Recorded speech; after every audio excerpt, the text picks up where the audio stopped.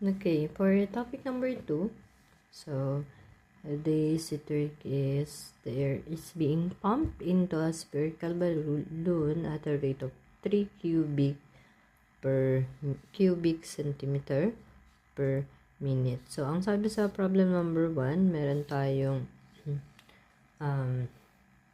spherical balloon, hinihipan siya, and every minute, 3 cubic centimeter of air yung pumupuno dun sa ating air balloon. So, since ang given natin is 3 cubic, ang cubic represents the volume and then naka per minute siya. So, understood, this is the derivative of the volume with respect to time.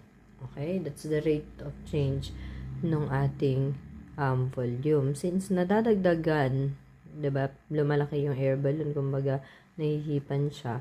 So, positive yung ating dV over dt kasi nadadagdag siya. Ang hinahanap natin ay we determine the rate at which the radius of the balloon is increasing when the diameter of the balloon is 10 cm. So, at exactly diameter 10 cm, tinatanong dyan is, what is the rate at which the radius of the balloon is increasing? So, understood naman, since hinihipan yung balloon, siya ay lalaki. So, yung radius niya din ay lalaki. So, ano daw yung pagbabago sa radius? Kumbaga, kada minuto, ilan ba yung paglaki ng radius natin? So, at a point 10 cm, ano na yung pagbabagong nangyayari sa radius? So, obviously, we have to know muna na ang radius is kalahati ng diameter. So, ang tinatanong pala is, at 5 cm na diameter, ano na yung rate of change ng radius?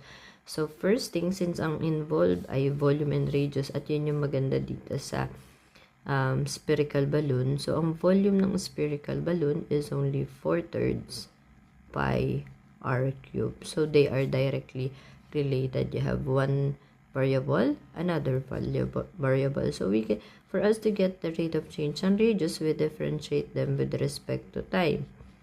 So, ayan siya. So, yung 4/3 pi, constant yan. So, ilalabas lang natin. Then, derivative ni r, which is 3r squared.